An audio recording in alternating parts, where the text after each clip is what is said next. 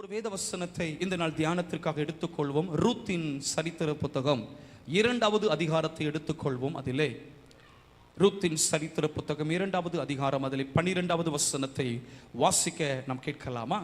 ரூத்தின் சரித்திர புத்தகம் 2வது அதிகாரம், அதிலே 12வது வசனத்தை வாசிக்க கேட்கலாம். உன் செய்கைக்கு தக்க பலனை கர்த்தர் உனக்கு கட்டளையிடுவாராக. கர்த்தர் உனக்கு கட்டளையிடுவாராக. இஸ்ரவேலின் தேவனாகிய கர்த்தருடைய செட்டைகளின் கீழ், இஸ்ரவேலின் தேவனாகிய கர்த்தருடைய செட்டைகளின் கீழ் அடைக்கலமாய் வந்த உனக்கு அவராலே நிறைவான பலன் கிடைப்பதாக, அவராலே நிறைவான பலன் கிடைப்பதாக என்றான். போதும்.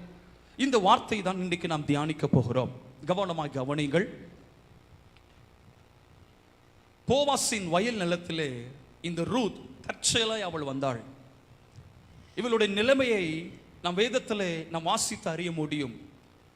ஒரு உடைக்கப்பட்ட ஒரு வாழ்க்கை, இனி என்ன செய்வதென்று அறியாது ஒரு எதிர்பார்ப்பு நிறைந்த விசுவாசத்தோடு கூடிய வாழ்க்கை தான் இந்த ரூத்தினுடைய வாழ்க்கை. இந்த ரூத் போவாசின் வயல் நிலத்தில் வந்து அவள் தன்னால் இயன்றதை அவள் செய்கிறாள்.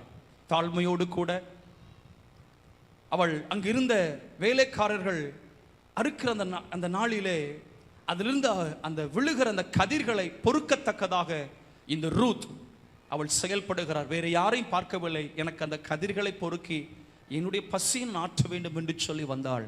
ஆனால் இந்த போவாசின் கண்களிலே இந்த ரூத்திற்கு தயவு கிடைத்தது. இந்த போவாசின் கண்களிலே அவளுக்கு தயவு கிடைத்தபடினாலே இந்த வேலைக்காரர்கள் இடத்துல கேட்கிறாள், யார் இந்த மகள், இந்த பெண் பிள்ளை என்று கேட்ட பொழுது சொல்லப்பட்டது மோவாப் தேசத்திலிருந்து வந்ததான பெண் பிள்ளை என்று இந்த ரூத்தை குறித்து விவரமாய் அவருக்கு தெரிவிக்கப்பட்டது. நகோமையோடு கூட இவள் வந்தாள் என்று சொன்னப்பட்ட பொழுது அவளை அழைத்து அவளை பார்த்து இப்படியாக சொல்லுகிறார், உன் செய்கைக்கு தக்க பலனை உனக்கு கர்த்தர் கட்டளையிடுவாராக. இஸ்ரவேலின் தேவனாகிய கர்த்தருடைய அந்த செட்டைகளின் கீழ் அடைக்கலமாய் வந்த உனக்கு அவராலே நிறைவான பலன் கிடைப்பதாக என்று வாழ்த்துகிறதை பார்க்கிறோம். இந்த ஜூன் மாதத்திலும் இந்த இஸ்ரவேலின் தேவனாகிய செட்டைகளின் கீழே அவருடைய சபையின் எல்லைக்குள் வந்த உங்களை பார்த்து என் ஆண்டவர் சொல்லுகிறார், அவராலே இந்த தேவனாலே உங்களுக்கு நிறைவான பலன் கிடைப்பதாக. விசுவாசத்தோடு ஆமென் சொல்வீர்களாக. நிறைவான பலனை தருகிறவர் என் ஆண்டவராகிய கர்த்தர் ஒருவர் மாத்திரமே. இந்த ரூத்தின் வாழ்க்கையில இந்த தேவனாகிய கர்த்தர் போவாஸ் மூலமாக ஆசீர்வதிக்க சித்தம் கொண்டார். இந்த சபையிலும் நீங்கள் தேவனை ஆராதிக்கும்படி கூடி வந்திருக்கிறீர்கள். வாஞ்சையோடு கர்த்தரை மகிமைப்படுத்தினீர்கள். இந்த சத்தத்தின் எல்லையில் இருக்கிற ஒவ்வொரு பிள்ளைகளை பார்த்தும் இந்த வேத வசனத்தை சொல்லுகிறேன். அந்த போவாசின் எல்லைக்குள்ளே ஒரு ரூத் வசனத்தை, அதாவது கதிரை பொறுக்க வந்த அவளிடத்தில் இப்படி சொல்லுவார் என்று சொன்னால், உங்களுக்காக ஜீவனையே கொடுத்த இந்த தேவனாகிய கர்த்தர் அவருடைய சபையில கூட்டி சேர்த்த தேவன் சொல்லுகிறார், அவராலே உங்களுக்கு நிறைவான பலன் கிடைப்பதாக. இந்த நிறைவான பலனை பெற்றுக்கொள்ள என்ன இந்த ரூத்துக்கு நிறைவான பலன் கிடைத்தது என்று சொன்னால், நான் சொல்லுவேன், அவள் வாழ்க்கையில மகிழ்ச்சி உண்டாயிற்று. அது மாத்திரமல்ல, அவள் வாழ்க்கையில கனமும் புகழ்ச்சியும் உண்டாயிற்று. அது மாத்திரமல்ல, புத்திர சந்தானத்தையும் கர்த்தர் அருளினார். ஒரு வாழ்க்கையை கர்த்தர் அவளுக்கு கட்டி எழுப்பி ஒரு அங்கலாய்ப்போடு இருந்த வாழ்க்கையை தேவன் அழகாக மாற்றுகிறதை பார்க்க ஒரு நிறைவான பலனை இந்த ரூத்துக்கு கர்த்தர் கட்டளையிட்டார். இவள் செய்த காரியம் என்ன என்று சொல்லி ஒரு சில காரியங்களை உங்கள் மத்தியில் சொல்லுகிறேன்.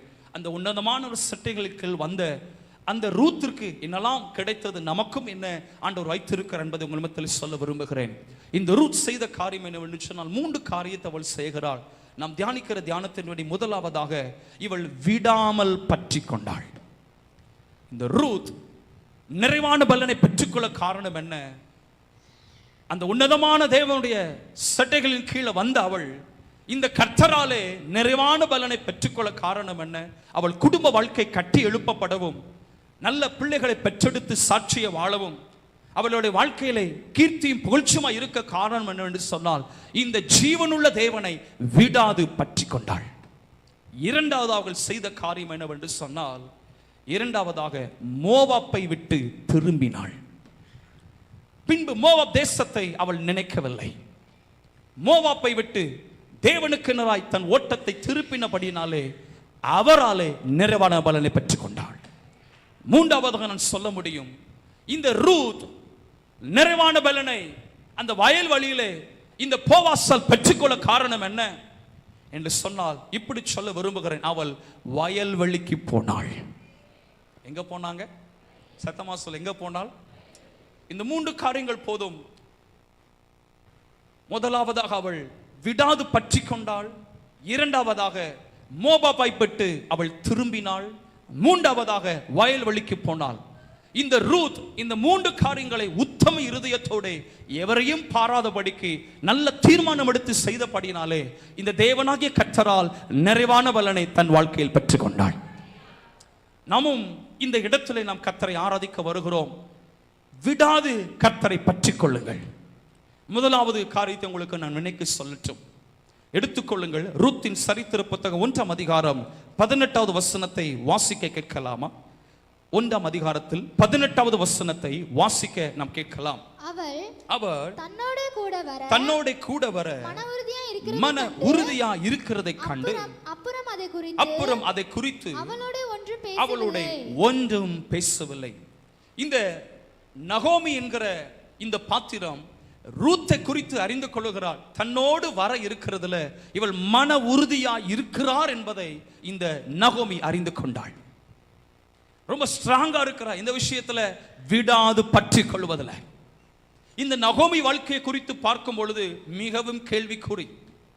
என்ன நடக்கும் என்று சொல்லி தெரியாது. ஆனால் இந்த ரூத் மோவாப் தேசத்தில் இருக்கிற ஒரு பெண்மணி இந்த நகோமியோடு கூட பெத்லெஹேமுக்கு வர அவள் தீர்மானித்தாள்.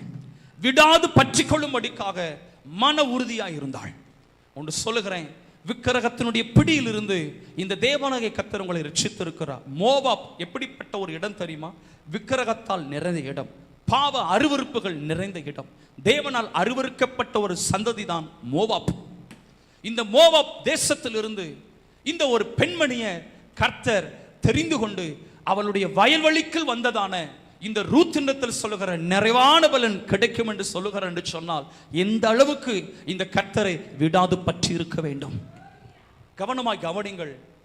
வேதம் சொல்லுகிறது, உம்மை உறுதியாய் பற்றி கொண்ட மனதை உடையவன் உம்மையே நம்பியிருக்கிறபடியால் நீர் அவனை பூரண சமாதானத்துடன் காத்துக்கொள்வீர் என்று வேதம் சொல்லுகிறது.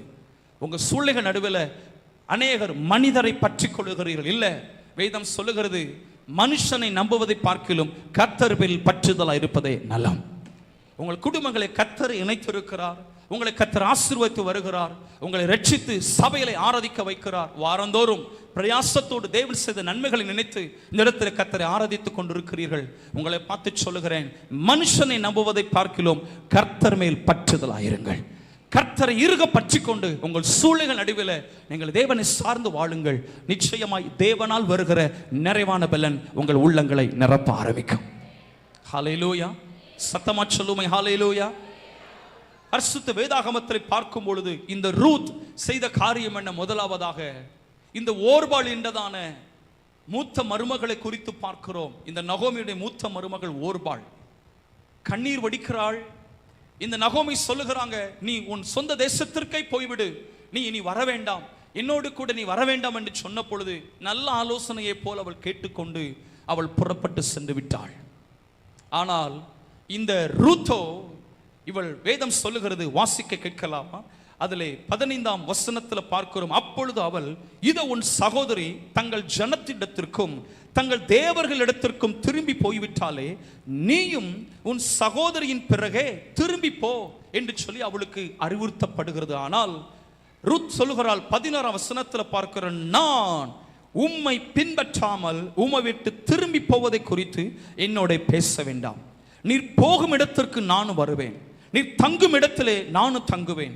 உம்முடைய ஜனம் என்னுடைய ஜனம், உம்முடைய தேவன் என்னுடைய தேவன் என்று சொல்லி இந்த ரூத் கர்த்தரை விடாது பற்றி கொண்டாள்.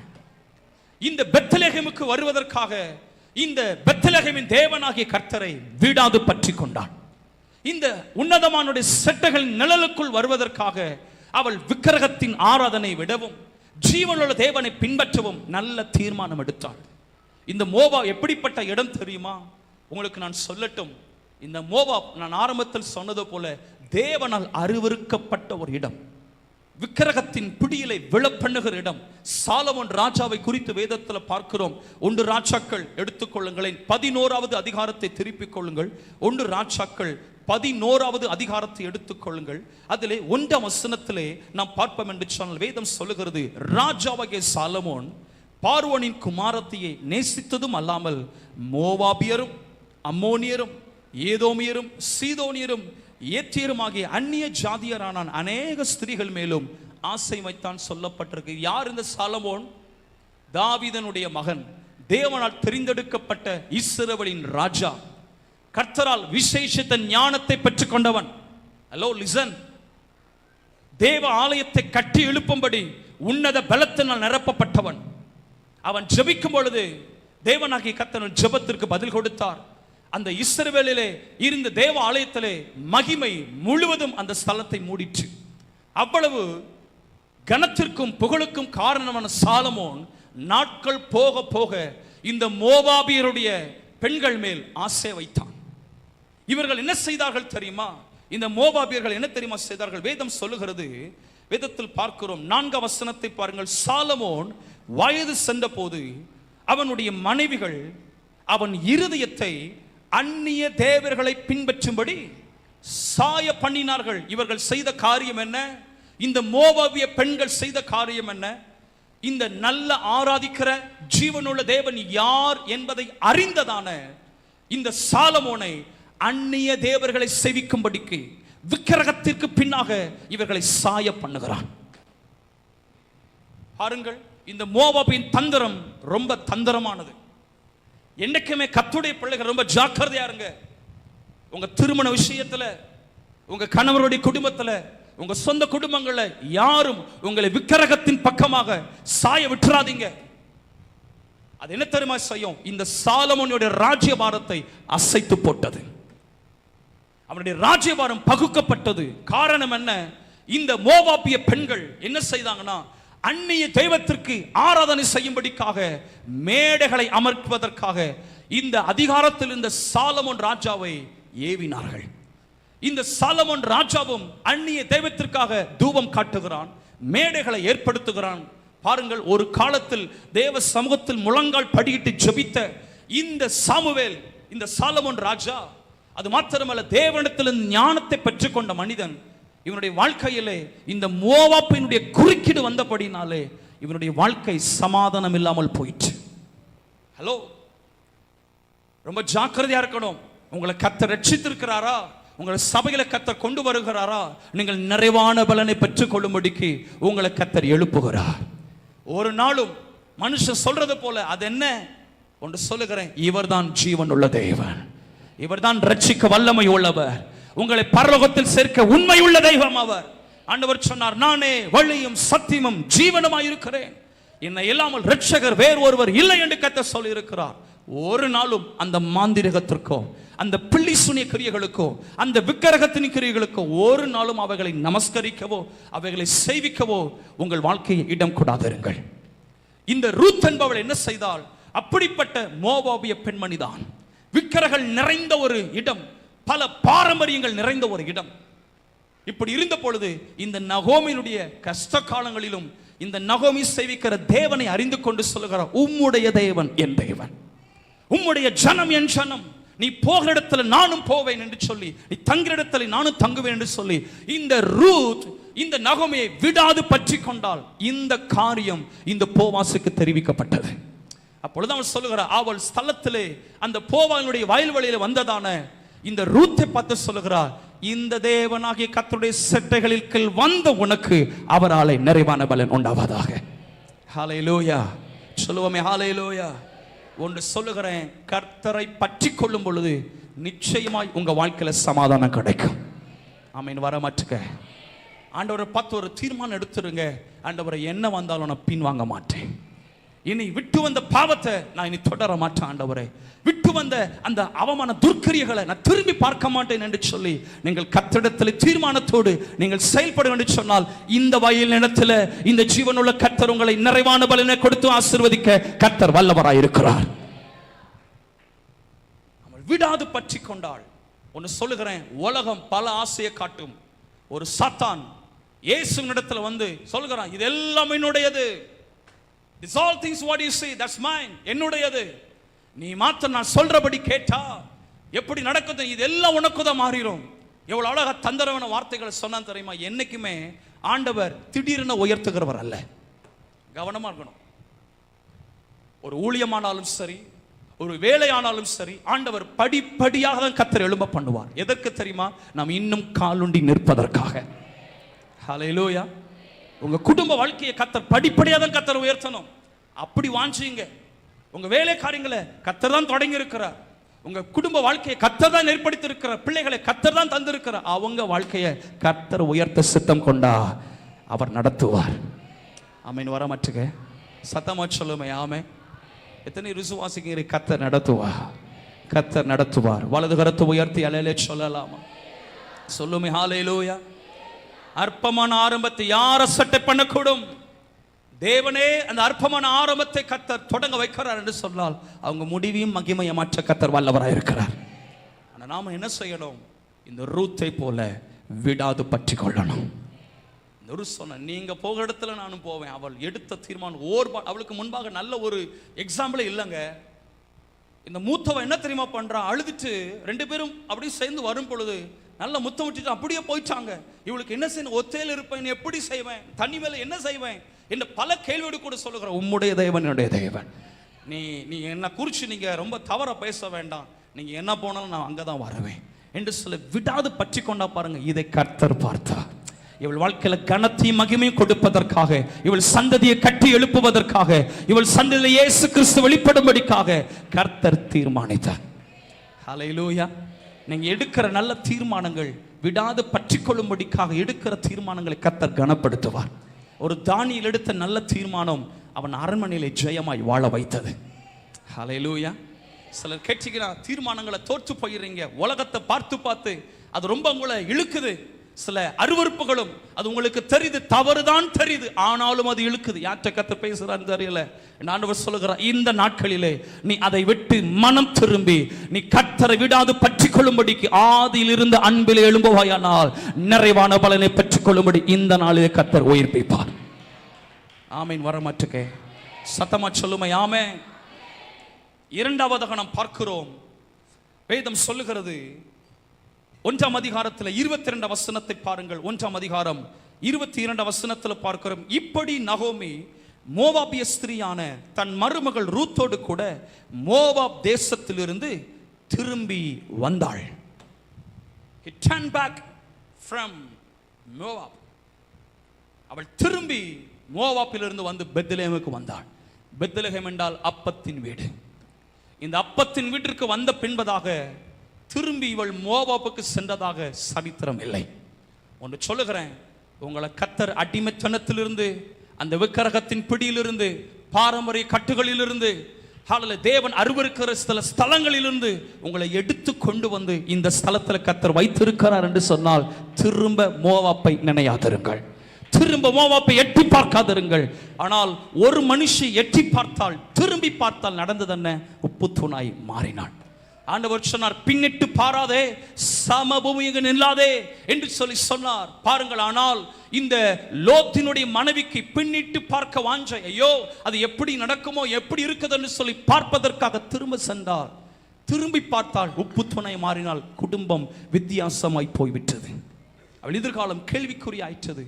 ஒன்று சொல்லுகிறேன், இந்த இயேசு உங்களை நேசிக்கிறார். இந்த இயேசு உங்க குடும்பங்களை நேசிக்கிறார். உங்கள் வாழ்க்கையில் நிறைவான பலனை கர்த்தர் தர வல்லமை உள்ளவராய் இருக்கிறார். ஒன்று மாத்திரம், விட்டு வந்த மோவாப்பை இனி திரும்பி பாராதிருங்கள்.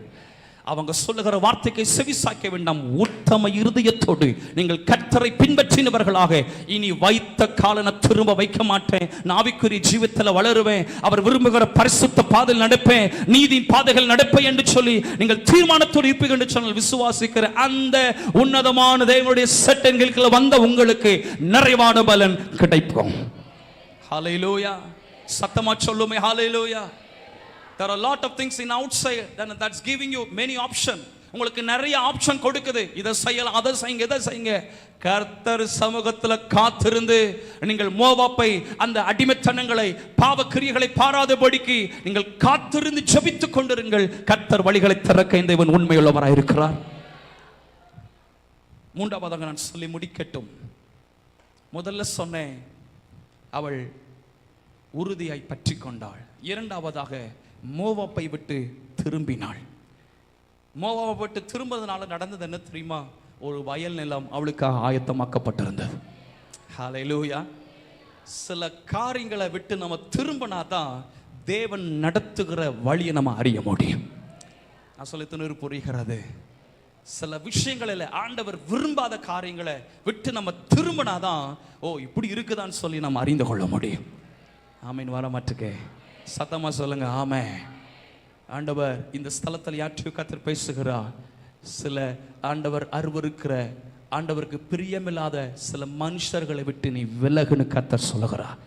சில அவிசுவாசிகளை விட்டு நீ திரும்பி வா, தேவ சமூகத்திற்கு நேராய் ஓடி வா. அவர் நிறைவான பலனை தந்து நடத்த என்றவர் வல்லவராய் இருக்கிறார். அல்லேலூயா சொல்லலாமா?